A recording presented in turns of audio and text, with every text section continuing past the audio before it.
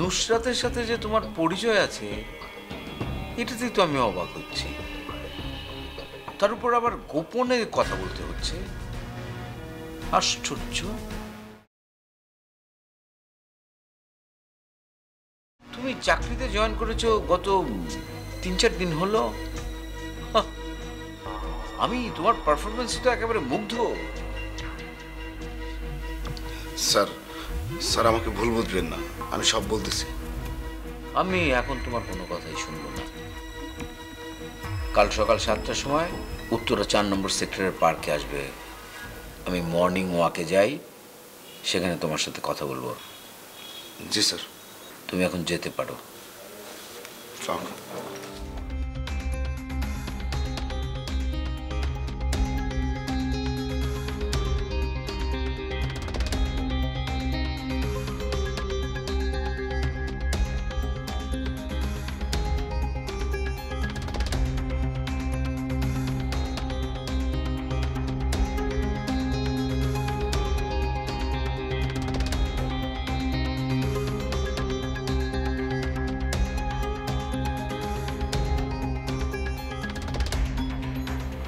এবার বিয়ে শাদী করে একটু সেটেল ডাউন করো।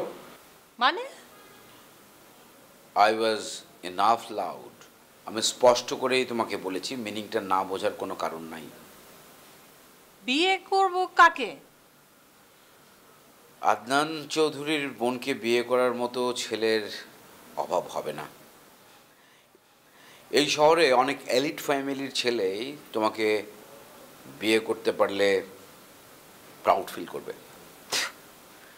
কাউকে প্রাউড ফিল করানোর কোনো ইচ্ছা আমার নাই ভাইয়া, থ্যাংক ইউ। ইচ্ছে নেই?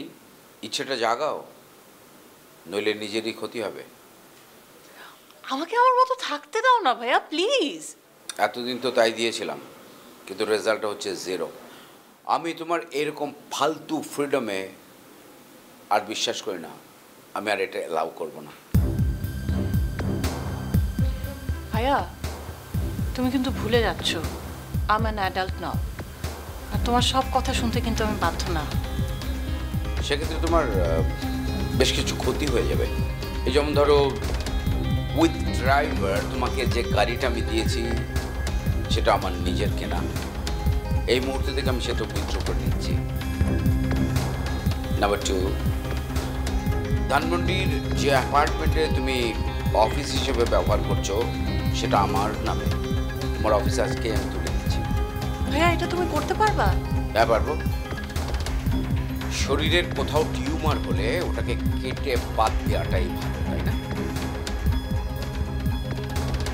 কিন্তু সেই টিউমার কাটতে গিয়ে ডক্টরের যদি মনে হয় তাতে পেশেন্টের নিশ্চিত মৃত্যু হতে পারে, তাহলে কিন্তু তিনি সেই অপারেশন করেন না।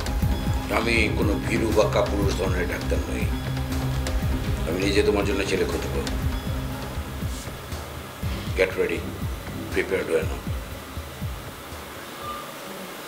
ভাইয়া একজন গেস্ট আপনার জন্য অপেক্ষা করছে, Rajib Salim. I will handle this. বসো।